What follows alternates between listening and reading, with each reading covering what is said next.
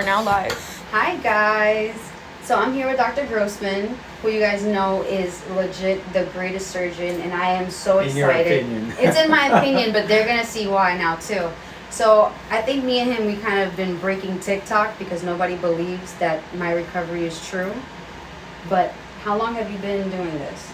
This type of a tummy tuck for 25 years. For 25 years.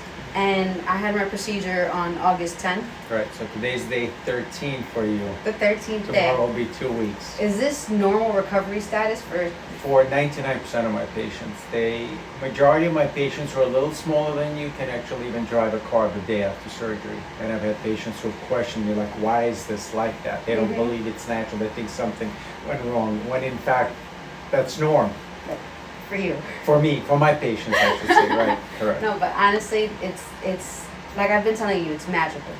And that's why I'm sharing so much of what he does, because this has been a dream come true. I was afraid of plastic surgery. I was afraid of the outcome. And watching his work and watching what people would say and meeting people that he treated made me go to him. So I'm hoping that you guys seeing me would make you go to him too. I want you to have as easy of a recovery that I've had. That's what I want for everyone. Today he's gonna take my tape off. If seeing this is queasy for you, come back in a few minutes. We're gonna answer a few questions, but I need to get this tape off. It's been uncomfortable for me, but this is also for some people that don't believe that I've just had surgery.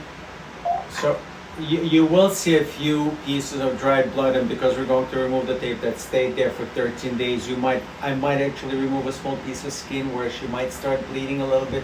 Hopefully it won't happen. I'll try to do this slowly as I can. It doesn't hurt, but it's a little uncomfortable because the tape's been there and it's been glued on for all this period of time. You have no stitches underneath.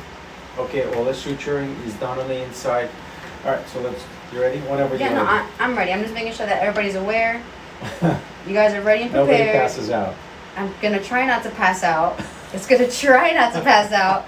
And you guys, if this is not something that you want to see, come back in a few minutes, and we'll just be answering like 1 or 2 questions. But I wanted to prove that there's no way that I've got my surgery months ago, as some have assumed, but I just got it done 13 days ago, and this is going to be full-on proof. Yeah. Okay. Well, I mean, you're the proof. I mean, people can believe what they want to believe, but the operation was done just 13 days ago. So let's put this down here. All right, so as you can see, the belly button, I've already taken out the stitches there, but we did that the day after surgery. So let's get this tape off. Do this slowly. So you see that's the old blood that's coming off. She still has some dried up blood on her.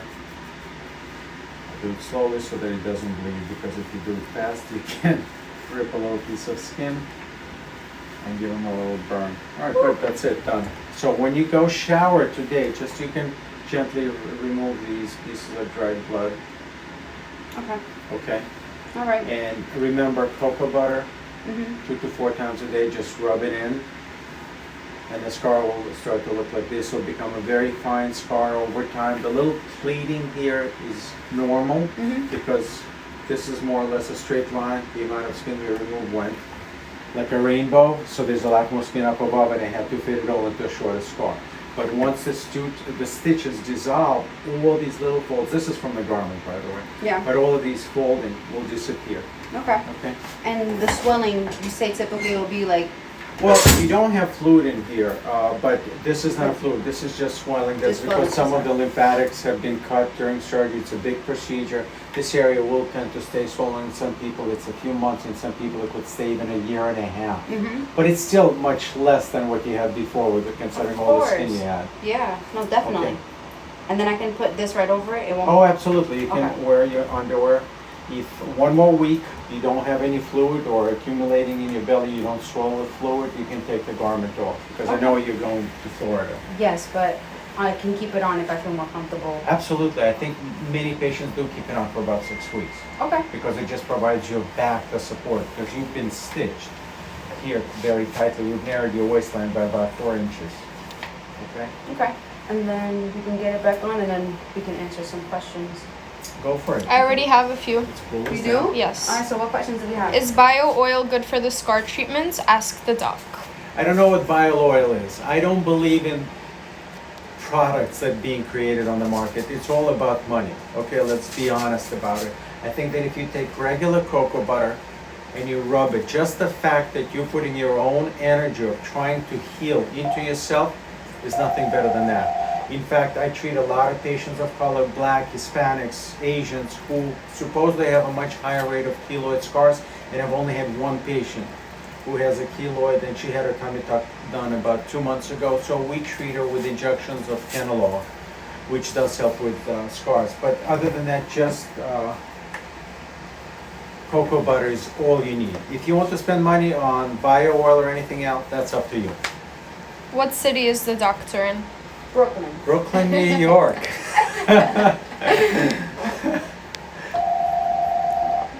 Is that the last question? Someone said, I wish I could afford a drainless surgery. It's no different than with drains. The surgery, the price is basically the same. In fact, it's less expensive than what other surgeons are charging in Manhattan. So it's strictly, your choice where you want the surgery done. I think the results are the same, but they're a lot easier. Your chances of infection are significantly reduced because you don't have a channel that goes through the skin where the bacteria can get into the space that was created during surgery. And that's why, and plus you don't have anything that's 3 feet long sticking out away from you that could snag on a doorknob or a handle or anything else for that matter. So you have freedom of movement as well. I had people that were creative. They like clipped on their lanyards with their tubes. Arnica gel and tablets, are they any help with bruising? No. I hate to break it to you people, and I think there are more and more doctors that are becoming aware of it. We've used arnica cream back in 1995. We conducted our own research where we took 100 patients who had liposuction. We had them apply arnica to one side only, and we found that 2 weeks later, the side that got arnica cream actually had more bruising than the side that had no treatment. And the same kind of a thing happened with arnica sublingually. We found that it actually causes more inflammation and more pain after the administration. Within 15 minutes there was more pain, so we've stopped using it way back when. What is the BMI requirement? I don't go by the BMI, I go more by the proportions. If there's a great deal of visceral fat, I'm not going to do a tummy tuck because you're going to look like an egg with just tighter skin. But on the other hand, if your belly is relatively flat, there's a great deal of skin, you can suck your gut in where it becomes a lot flatter, then we'll do a tummy tuck. And how many surgeries can you do at one time? Like, can you do breast and BBL at the same time? Absolutely. Anything that's in the same position, generally we will do a breast lift, breast augmentation, a tummy tuck. Sometimes we'll combine it with a thigh lift, but usually I don't like to do that, but BBL can be done at the same time. But again, every patient is individualized because not everybody's in great condition, and we want to make sure that your safety comes first. I probably have a slew of questions. Is that You it? probably have questions. I have. Well, I mean, I ask you so many questions all the time. You've already answered the ones that I have for my scar. That was my biggest concern. And then now part 2, now that I've been open up for light You want to sit activity. down? It's more comfortable. Now that I've been open up for light activity, right? Right. Since day 7. What about if like I told you before, I know I can't jump rope, but let's say if I go to the gym, what do you think? I generally say exercise by isolating the muscle. So let's say if you do triceps, take a dumbbell and just do extensions, okay? Try not to do too much, but listen to your body first and foremost. Your body's not going to lie to you. If it hurts, if it feels uncomfortable, don't do it. Okay. Simple as that. At this point in time, you'll be 2 weeks tomorrow. You can definitely try going to the gym. You could probably do leg presses. You could do the Stairmaster. You'll be able to do almost everything. I listen to my body, but I'm very excited right now. I mean, we've had, I don't know if you met Tabitha. Which one is that? Very thin. She had like half of her tattoo removed. She's got a washboard on. She was working out. Full Oh, the blast one that on- did the deadlift. Oh, yes. She was on day 5, and I screamed at her because you could potentially start bleeding. So, but once 2 weeks are up, if you feel you can exercise, go ahead and do it. Just listen to your body. Okay. Do you need compression socks after surgery? Not at all. Not during and not after. And the reason for that is that we do not use general anesthesia. General anesthesia is the #1 cause in clot formation and pulmonary embolization. Okay? With propofol, it's just like sleeping at home in bed. You don't need any compression garments. You don't need any pneumatic stockings, so you're very safe. No, you never wear any stockings, and I'm totally against, in fact, wearing stockings unless it's necessary for your health. Yeah, it's day and night difference. One of the questions that I always get on there is, what was worse, my gastric sleeve or this? I woke up and I was able to get off of the surgical table. I walked off of it. Right. And with gastric sleeve, I had to be bound to the bed because I was so groggy, and it was just the most uncomfortable feeling waking up from anesthesia. But waking up from propofol, I was like, that was great. It's just a very comfortable sleep. You're groggy for about 20 minutes, but then you feel wide awake. Wide awake, alert, ready. It wasn't lingering. It was wonderful. Yeah, I know the experience. I went through the same thing when I broke my hand. Right? I had it done both, with propofol and under general anesthesia, night and day. I never want general anesthesia ever again. Like, this was such an amazing experience. But for your sleeve surgery, you need a general anesthesia. Yes. You can't do sleeve surgery because your belly has to be insufflated with CO2 gas, and you can't breathe unless you have a machine pumping air to your lungs. Yeah, but this was completely like day and night difference, like in terms of recovery. And I feel that this was, personally, I thought in my head would be more painful than my gastric sleeve. Right. It's not. And it's not, but it's because of your method. Well, my method does help, and plus I do the surgery as slowly. I still do it fast, but as slowly as I can so that we don't lose any blood. In fact, during our tummy tucks, our patients rarely lose more than a teaspoon of blood. And that's part of the reason of success, because if there's no blood, there's no inflammation. If there's no inflammation, there's no pain, there's no fluid.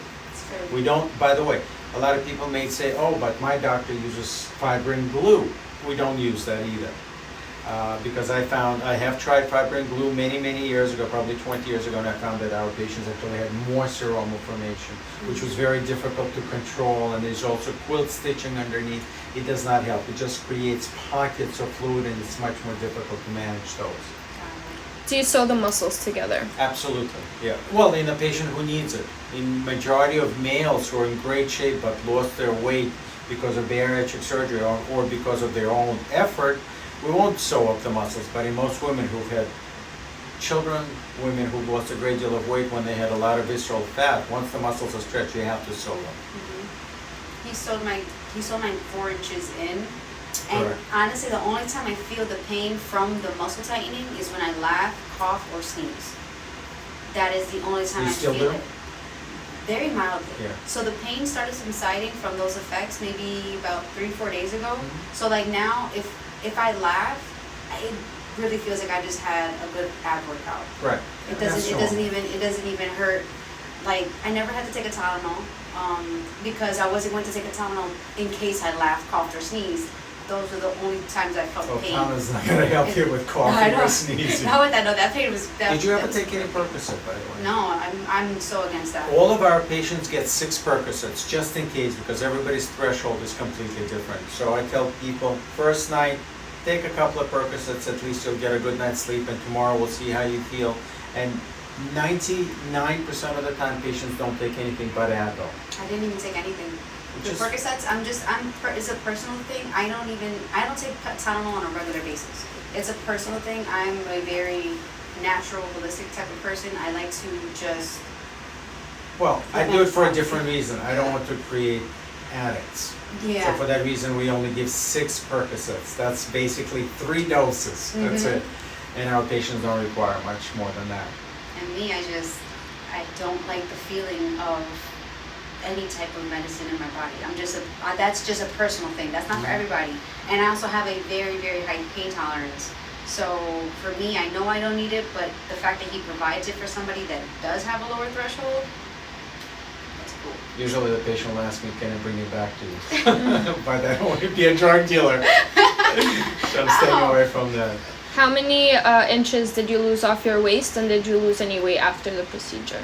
Well, he took 4 inches off, Right. but after I came into here at 153 the other day, for the day of surgery, and I'm at 147 right now. Good. And you'll continue to lose weight. You probably can also eat less now than you could before. Yes. Because we cinched the waistline.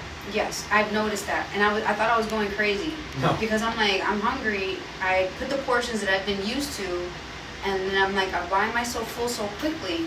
And then I'm thinking it's the compression garment that is tightening it. It's actually the tightness of the muscles. The compression garment serves two purposes. Number one, it provides the balance for your back muscles, okay, because otherwise the muscles that we tighten in the front pull you forward, and that's how you're going to get pain. So that's why we want that as tight as possible, okay. And number two, it lowers your chance of forming the fluid collection in the belly. So it lets the skin get kind of stuck to the muscle underneath. Okay, and what about fajas? Do you require me to have a faja after this? No, I don't use fajas altogether. I am generally I'm not into compression garments. I think compression garments in general do more harm than good. Just like you would never put a rubber band on a finger if you cut it, because even like I'm not even squeezing it hard. You can see my finger just turn purple, and that's what happens when you put a compression garment. So the only time I use a compression garment is when I do a tummy tuck, but never during liposuction or after liposuction. That's already 26 years. And then my last one. I know you said you have a question there. A lot of people are just asking availability and what do you... Oh my God, I don't even know, like, I just found out what I'm doing tomorrow. So tomorrow we have 3 fat grafting, right? And we're doing an implant removal in someone who wants to have fat grafting in the future. We always space those apart and don't do them at the same time. So call our office. Right. Yeah. For availability. Mm-hmm. And since you're seeing this live, say my name and get half off your consultation. Consultation, not surgery, right? I'm very clear. Consultation. But and I'm really glad that you're here. That everybody sees that this is who I speak to every time I come here. Another thing that I've noticed with other offices, I may or somebody else may not even meet with their actual surgeon until the day after surgery. After surgery. Right. No, I'm serious. I'm so serious. It's so scary and it's so sad. I hate that I'm laughing at that. But I've met with him since day one. He's been with me the entire way through. That is rare. If you're looking for a doctor that actually cares for you in that regard, that wants to see his patient every single time, including every single follow-up, Thank you. that's different. No, and that's big for me. I don't see how else it can be done personally. I started taking care of you, and I will continue until we're done. You know, even when you go to Florida, we're going to do Zoom or FaceTime. Absolutely. Making sure everything is well. That's so important to me, and I know that has to be important for somebody else. It has to be. Like, that's the type of care that I would want for everyone. Thank you. But guys, thank you so much for joining us. I know that you probably have a ton of things you got to do. I have patience outside. You have patience. So we've taken all of this time, but thank you guys for joining, and I hope you have a good day. You can torture her with all the questions. Yes. Or if you become our patients, you can torture me. All right. Bye. Bye. And then save it.